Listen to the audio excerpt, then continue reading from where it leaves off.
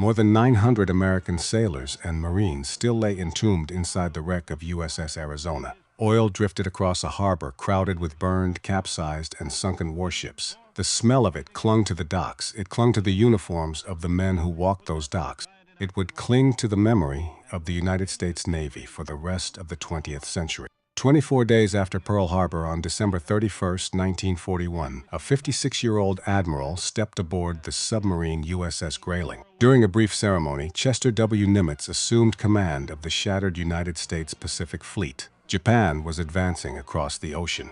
American bases were falling. Most of the Pacific battle line had been sunk or crippled. The aircraft carriers that remained were few, scattered, and too valuable to risk carelessly. He inherited a staff marked by defeat, a fleet fighting for survival, and an ocean so vast that a single wrong decision could destroy what America had left. His task was not yet to win the war. First, he had to stop the collapse. To understand how this man came to stand on that deck on that morning, we have to go back. Back before the battleships, back before the submarines, back to a small town in the hill country of Texas, more than 1,000 miles from the nearest ocean. Fredericksburg, Texas, 1885. The town smelled of cedar smoke and cattle. German was spoken in the streets as often as English. The settlers here had come from Bavaria and Saxony a generation before, chasing the promise of open land under a hot American sky. Among them was a broad-shouldered old man named Charles Henry Nimitz. He had been a sea captain once, sailing merchant ships across the Atlantic. Now he ran a hotel shaped like a steamboat on the main street of a town that would never see the sea. On the 24th of February, in a small stone room above that hotel, his grandson was born. They named the boy Chester William. His father had died before he was born. The young widow raised her son among the smell of coffee and horses and travelers' stories. His grandfather's stories gave the boy an early fascination with ships, discipline, and the sea. From his grandfather, Chester absorbed a lesson that would define his career. Patience was not weakness, and silence was not indecision. The boy grew tall and quiet. He worked in the hotel kitchen. He delivered meat from the family butcher shop. At 16, he hoped to secure an appointment to West Point, but no Army Academy appointment was available to him. A congressional opportunity opened instead at the United States Naval Academy in Annapolis, Maryland. He sat for the competitive examination. He won the appointment. The journey east carried him from the Texas Hill Country to Annapolis, and for the first time in his life, to the edge of an ocean. 4 years later, on the 30th of January, 1905, he graduated 7th out of a class of 114.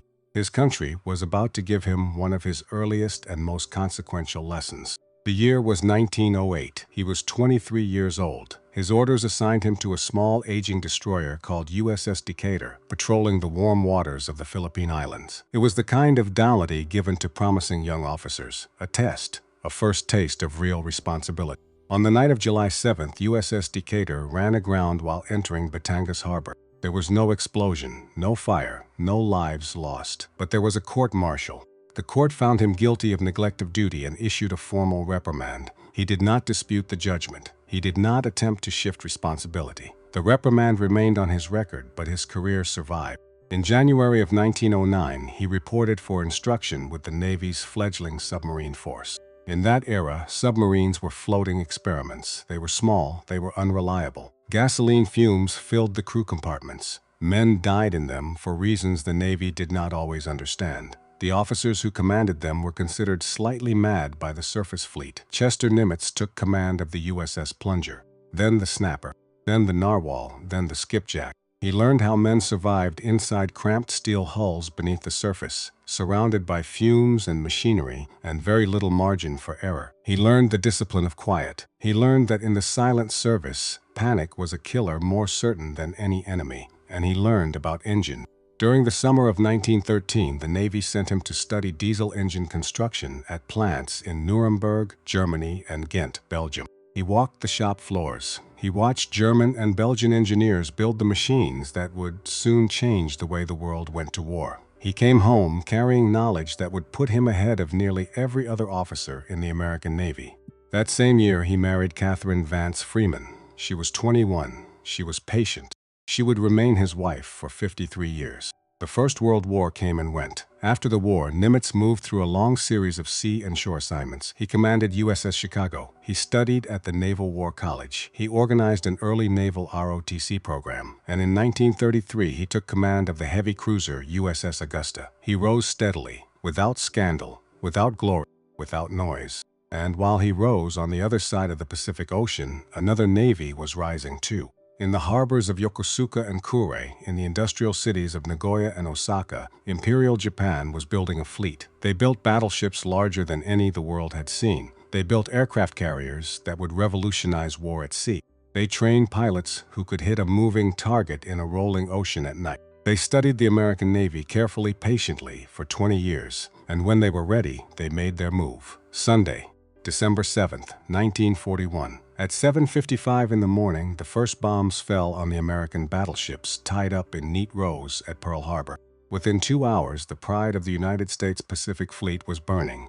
The Arizona was gone. The Oklahoma was capsized. The West Virginia and the California were on the harbor bottom. More than 2,400 Americans were dead. 6,000 miles away in Washington, D.C., Chester Nimitz received word of the attack.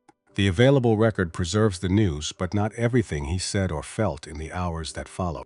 The commander-in-chief of the Pacific Fleet, Admiral Husband Kimmel, would be relieved within days. Someone had to replace him. Someone had to take the wreckage of a shattered navy and turn it, somehow, into a weapon that could beat the Japanese. According to later biographical accounts, Nimitz had previously declined consideration for a senior fleet command, believing that promoting him over more experienced admirals could divide the Navy.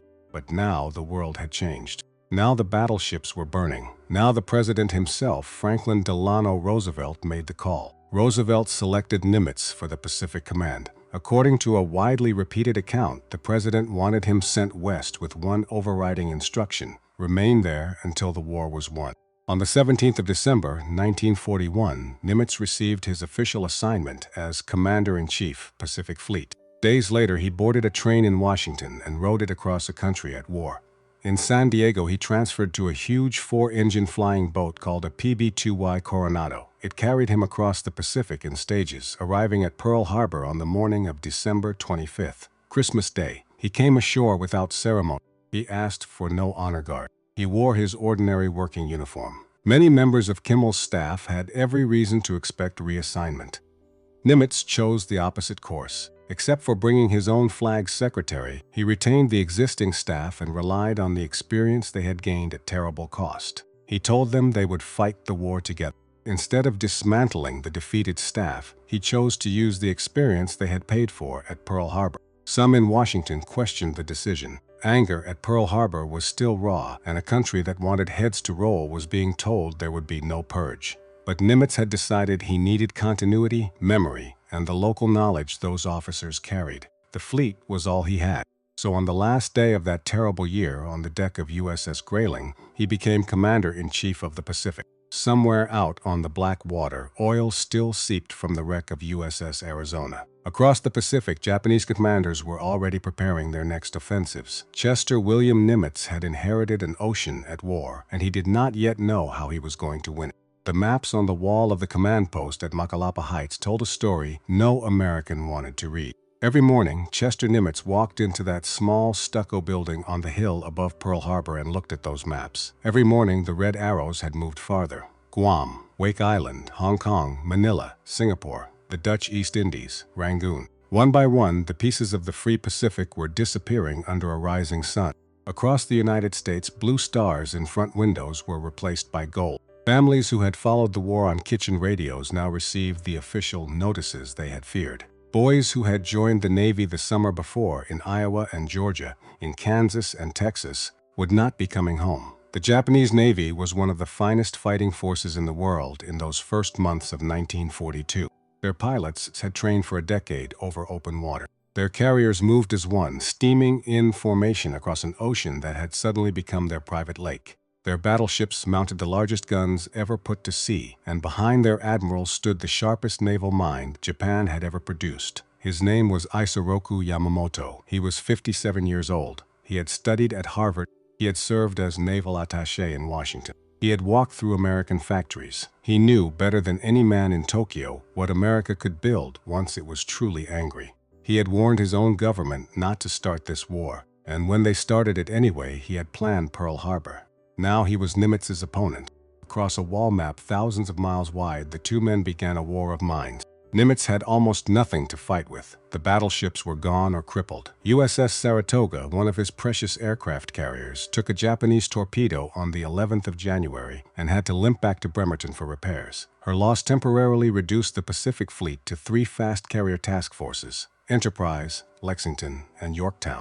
USS Hornet was still being prepared for transfer from the Atlantic. 3 flat decks in the entire ocean, against the finest naval air arm on Earth. In Washington, Admiral Ernest King, the 63-year-old commander-in-chief of the whole United States fleet, sent Nimitz message after message. Attack, strike back, hit them somewhere. Do something to make the American people believe the war could still be won.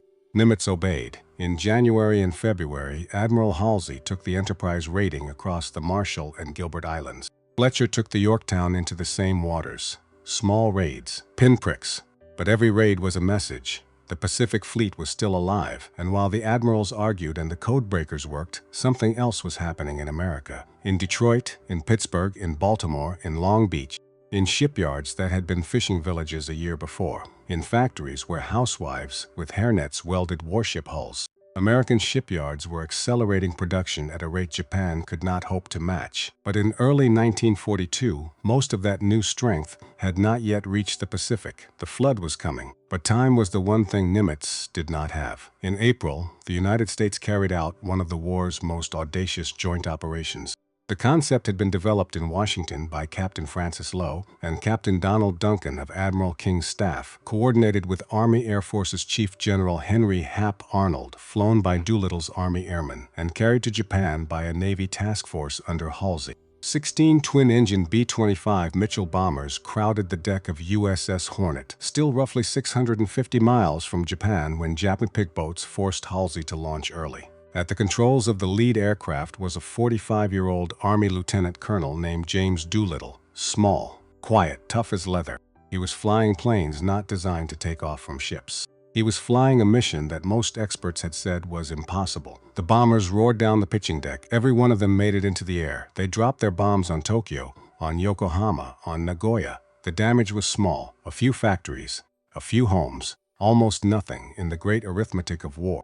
But something happened in Tokyo that changed the war. Yamamoto had been pressing for a decisive battle against the American carriers for months. By April 16th, the Japanese Naval General Staff had agreed to the Midway Aleutian strategy in principle, although the final operational order would not be issued until May 5th. The Doolittle raid, striking 2 days after the initial approval, destroyed much of the remaining opposition, accelerated the timetable, and confirmed Yamamoto's fear that Japan's home islands were vulnerable to American carriers. He chose Midway, a tiny but strategically vital American outpost at the edge of Hawaii's defensive perimeter. Before Midway, there came another battle. In early May, the Japanese sent a large force south to seize Port Moresby on the coast of New Guinea. If they took Port Moresby, Australia itself was in danger. Nimitz sent Frank Jack Fletcher, 57 years old, quiet and cautious, with 2 carriers to stop them. For 4 days, from the 4th to the 8th of May, the fleets fought in the Coral Sea without ever seeing each other. It was the first battle in the history of the world where warships fired no shots at other warships. Everything was done by aircraft, dropping through clouds 100 miles from the men who launched them. USS Lexington took 2 torpedoes and a bomb. She burned for hours. Her crew fought the fires with everything they had, and then, when the fuel vapors began to explode inside her hull, they abandoned her. She went down at sunset. 2,735 of her men were rescued. 216 were not. Yorktown took a bomb through her flight deck. She was hurt badly. The Japanese lost the small carrier Shoho. The great carrier Shokaku was damaged. Her sister Zuikaku's hull was intact, but losses to her air group kept her out of the Midway operation. Tactically, Japan could claim the better exchange of ships. Strategically, the Allies had stopped the Port Moresby invasion and removed 2 Japanese fleet carriers from the coming battle at Midway. But the story that would decide the fate of the Pacific was not being written on those carriers. It was being written in a basement. beneath an old administration building at Pearl Harbor, in a windowless dungeon that his men called the Dungeon. A 42-year-old lieutenant commander named Joseph Rochefort worked 18 hours a day. His men, 30 of them, sat at desks piled with intercepted Japanese naval radio traffic, trying to break the enemy's most secret code. They called it JN-25. It was the operational code of the Imperial Japanese Navy. Every message about ships, fleets, plans, attacks. Rochefort's team had been chipping away at it for months. By the middle of May 1942, they could recover less than 15% of many individual messages.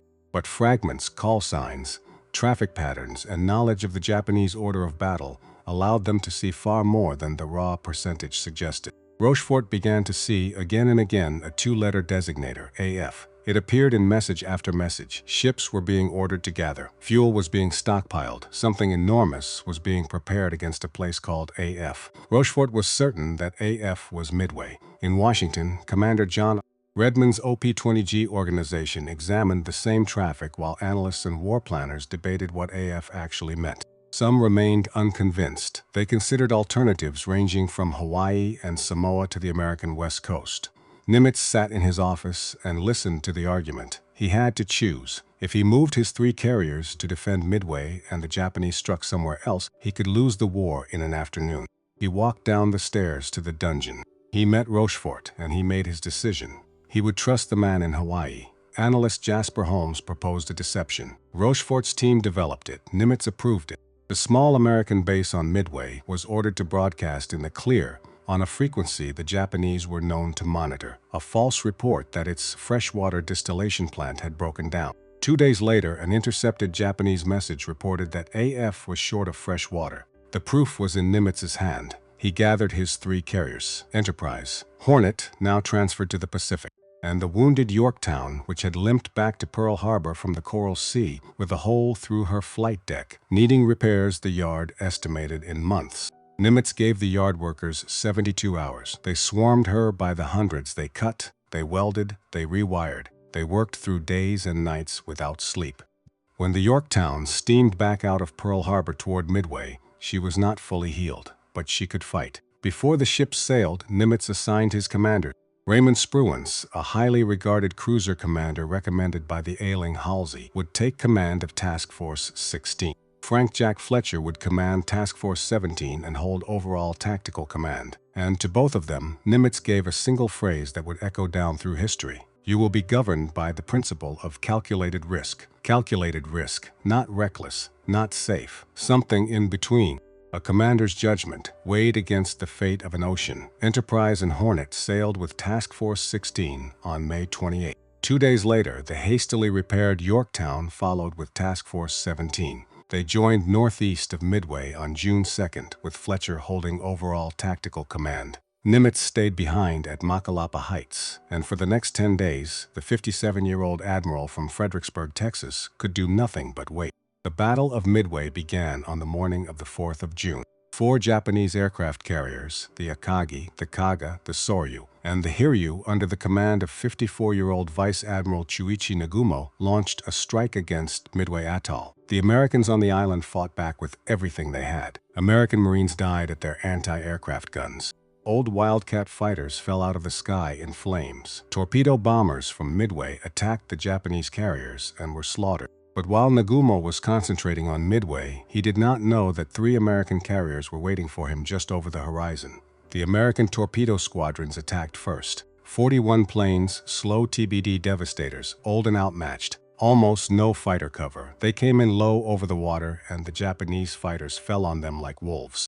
Squadron by squadron, they were shot to pieces. Only 6 of the 41 aircraft survived. Almost every pilot was killed. Not a single torpedo hit its target. It looked like an American disaster. But the repeated torpedo attacks had drawn much of the Japanese combat air patrol to low altitude and left other fighters badly out of position. And by extraordinary timing, dive bombers from Enterprise and Yorktown arrived over 3 Japanese carriers almost simultaneously at 14,000 feet, with clear air below them. They pushed over into their dives. In less than 10 minutes, Akagi, Kaga, and Soryu were mortally wounded. 3 of the aircraft carriers that had bombed Pearl Harbor were burning wrecks on a clear morning over the empty Pacific. All 3 would sink or be scuttled within 36 hours. Later that day, American dive bombers mortally damaged Hiryu. Her crew abandoned her. Japanese destroyers scuttled the burning carrier the following morning. Yorktown was hit first by Hiryu's dive bombers and 3.5 hours later by a second strike of torpedo planes. 2 days later, while salvage crews were still trying to save her, the Japanese submarine I-168 torpedoed Yorktown and the destroyer USS Hammond. Both ships went to the bottom. The heavy cruiser Mikuma was sunk by American aircraft as the Japanese withdrew. When the smoke cleared, Japan had lost 4 fleet carriers. Japan would build more carriers, but it would never fully recreate the experienced carrier's striking force destroyed at Midway. The war in the Pacific had turned. At Makalapa Heights, the reports arrived fragment by fragment. Nimitz received them with the same restraint he had shown before the battle. The road home had begun, but not every hero of Midway was rewarded. Rochefort's success did not end the bureaucratic struggle between Station Hypo and Washington. His practice of passing intelligence directly to Nimitz's staff had angered his chain of command, and disputes over authority, reporting channels, and credit intensified after Midway. In October of 1942, Washington recalled Rochefort and reassigned him to command a floating dry dock in San Francisco. Nimitz recommended Rochefort for the Distinguished Service Medal and pressed for reconsideration. The award was denied during the war. Rochefort died in 1976. In 1985, President Ronald Reagan posthumously awarded Rochefort the Navy Distinguished Service Medal. The recognition arrived 9 years after his death and more than 4 decades after Midway. Nimitz did not live to see that day, but he had tried. The victory at Midway did not end the war. It only opened the door to a longer, uglier road. On the 7th of August, 1942, the American Marines went ashore on a jungle island called Guadalcanal in the Solomons. It was supposed to be quick. It was not. For 6 months, the American Navy and the Japanese Navy tore each other to pieces in the black waters off that island. 2 nights after the landing, on the 9th of August, the Japanese struck. In the dark waters near an island called Savo, they surprised an Allied cruiser force and sank 4 heavy cruisers in less than an hour, 3 of them American. More than 1,000 Allied sailors died in the black water. It was one of the worst blue water defeats in the history of the United States Navy. The waters off Guadalcanal earned a nickname, Iron Bottom Sound. So many ships went down there that sailors said the seabed rang like a bell. On the island, young American Marines from farms and factory towns dug foxholes in the mud and lived on short rations and waited for the enemy to come at them out of the jungle at night. The rain never stopped. The malaria took as many as the bullets. By October, morale in the theater was fragile. The commander in the South Pacific, 60-year-old Vice Admiral Robert Gormley, was exhausted and pessimistic, sending Nimitz assessments that grew darker by the week. Nimitz made a hard decision. He relieved Gormley. In his place, he put William Halsey. Halsey was 59, blunt, profane, beloved by every sailor who served under him. When his flag went up over the South Pacific, the men on Guadalcanal cheered until they were hoarse. The tide began to turn. By February of 1940, the Japanese were gone from Guadalcanal. But even as the ocean began to shift, Nimitz was fighting a different battle. Not against Japan, against another American. 2,000 miles to the south, in Brisbane, Australia, General Douglas MacArthur was building his own war. MacArthur was 62, commanding, politically influential, and determined to return to the Philippines after the defeat of 1942. He had made a public promise, "I shall return." Nimitz and Admiral King favored a different emphasis, a great thrust across the Central Pacific. Hit the Marshalls, the Gilberts, the Marianas, get within bomber range of the Japanese homeland, end the war. The 2 strategies collided in the summer of 1944. On the 26th of July, President Franklin Roosevelt sailed into Pearl Harbor on the heavy cruiser USS Baltimore. He met with MacArthur and Nimitz in a house on the beach at Waikiki. For hours, the 2 commanders argued their cases before their commander-in-chief. Roosevelt left Hawaii, persuaded that the Philippines could not simply be bypassed. Political commitments, military feasibility, allied obligations, and the strategic value of the islands all shaped the decision that followed. Nimitz did not resist the outcome. He would support the Philippines invasion. He simply went back to work. The road across the Central Pacific was paved with dead men. In November of 1943, the American Marines went ashore on a small coral island called Tarawa. The tide was lower than expected. The first assault waves crossed the reef in tracked amphibious vehicles, But the conventional landing craft carrying the follow-on waves grounded at the reef line, forcing many American Marines to wade hundreds of yards through exposed water under Japanese fire. In 76 hours, more than 1,000 American Marines were killed. More than 2,000 were wounded. On an island smaller than New York's Central Park, Nimitz went to see it. He walked among the dead. He stood on that shattered beach and looked at what victory had cost. Tarawa forced the Navy and Marine Corps to confront 100 failures in planning and execution. Those lessons reshaped every major amphibious assault that followed. Better landing craft, better beach reconnaissance, better naval gunfire support. Kwajalein came in February of 1944. Then Eniwetok. Then in June, the great targets: Saipan, Tinian, Guam, the Mariana Islands. From these islands, the new B-29 Superfortress bombers would be able to reach Tokyo itself. The Japanese knew what was at stake. They sent everything they had left. On the 19th of June, 1944, the Japanese mobile fleet, with 9 aircraft carriers and more than 450 aircraft, launched its strike against the American fleet in the Philippine Sea. Waiting for them was Vice Admiral Mark Mitcher, 57 years old, and Task Force 58, the greatest carrier force ever assembled. The American Hellcat fighters climbed to meet them. What followed was slaughter. Japan's veteran carrier air groups had been badly depleted, and many of their replacements lacked the training and combat experience of the men lost earlier in the war. The Americans met them with better aircraft, radar-directed fighter control, and increasingly experienced air groups. In one day, the Japanese lost hundreds of planes and 2 fleet carriers, the Taiho and the Shokaku, both torpedoed by American submarines. The Americans called it the Great Marianas Turkey Shoot. But when it was over, Spruance faced a decision. He refused to release the carriers for a westward pursuit on the night of June 19th, keeping them close enough to protect the Saipan invasion. The following day, he allowed Mitcher to pursue, but the Japanese fleet was not located until late afternoon, forcing an extreme range strike near sunset. Mitcher's pilots sank the carrier Hayo and damaged other ships, but many American aircraft ran out of fuel returning after dark. Critics argued that Spruance had allowed the surviving Japanese carriers to escape on the first night and had missed the opportunity for an even more complete victory. Nimitz defended Spruance's decision. In his judgment, the primary mission had been the protection of the Saipan operation, not the pursuit of a more spectacular victory. 4 months later, William Halsey would face the opposite temptation: remain near the invasion force or chase the enemy carriers. His decision would nearly expose the Leyte beachhead. The Philippines came in October of 1944. On the morning of the 20th, General Douglas MacArthur waded ashore at Leyte, keeping the promise he had made 2.5 years before. Behind him, spread across the sea to the horizon, sat the greatest fleet ever assembled in the Pacific. Battleships, cruisers, aircraft carriers, hundreds of transport ships.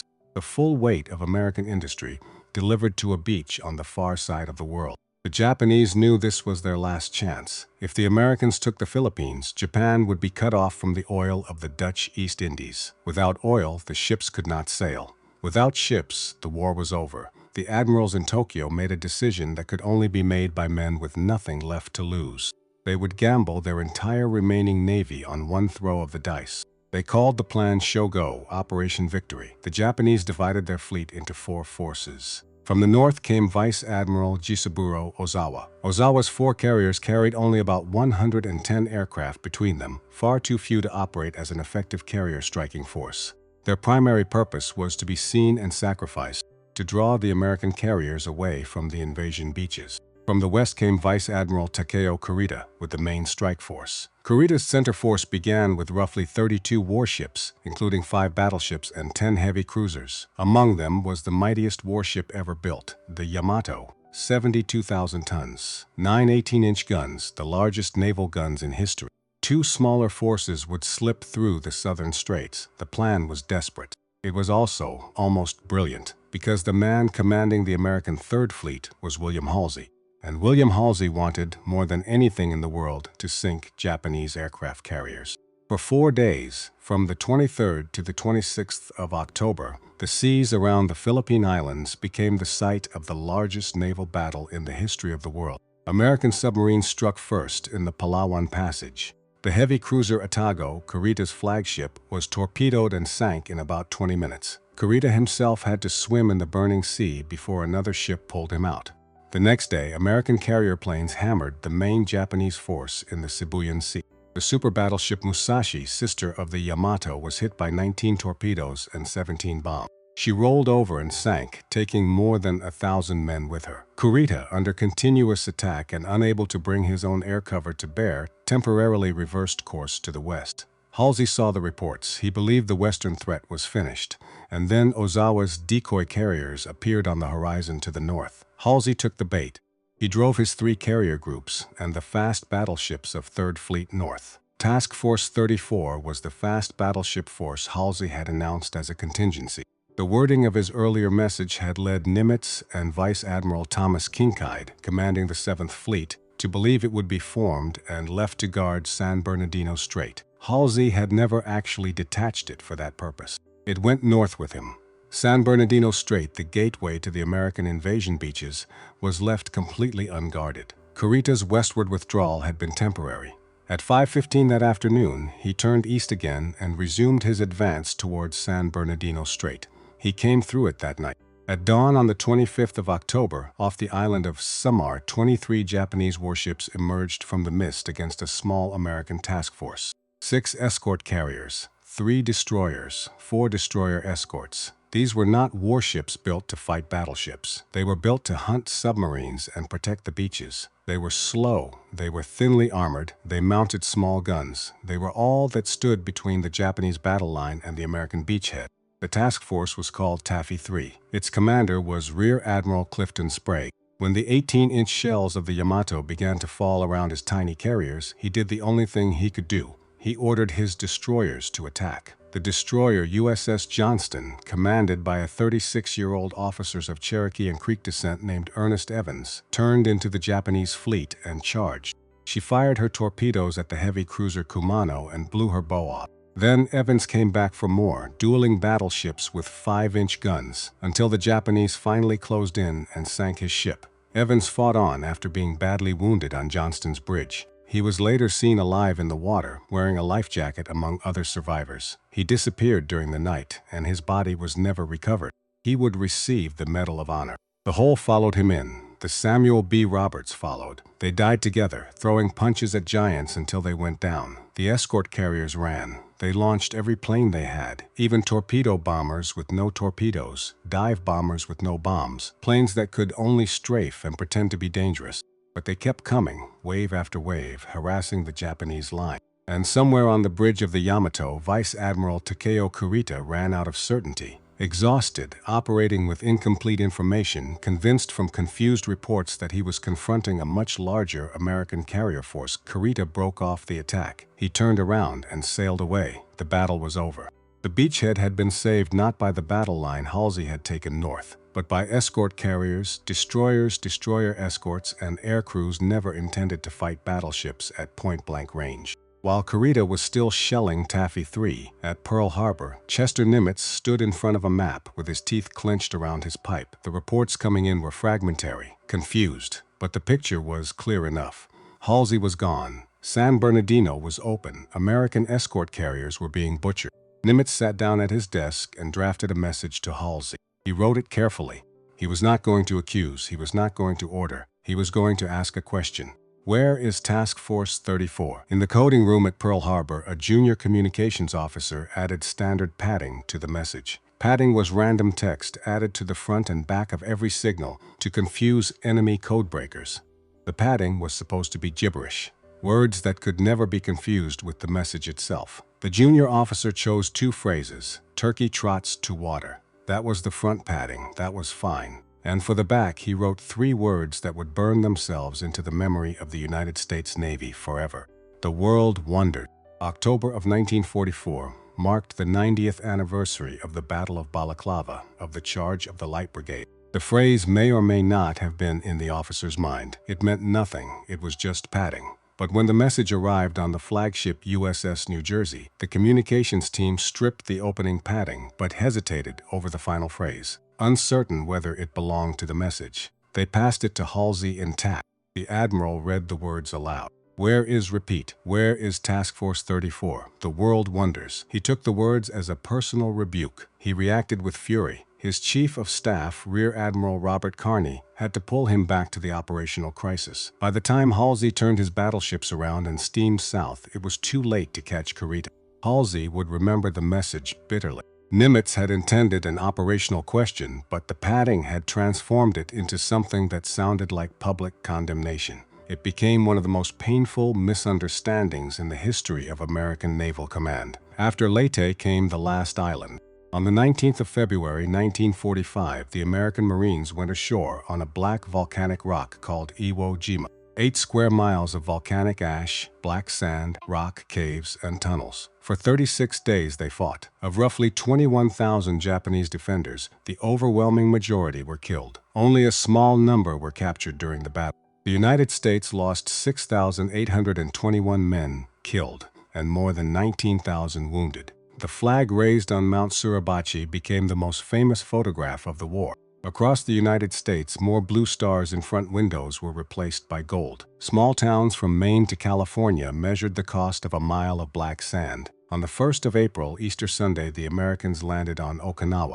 Over the course of the campaign, as many as 183,000 American combat troops would come ashore. It was the largest amphibious operation of the Pacific War. The Japanese came at them from the sky. They came in aircraft loaded with bombs, aircraft that would never land again. They dove into American ships. They aimed for the bridges, the flight decks, the ammunition magazines. They called themselves the Divine Wind. Kamikaze.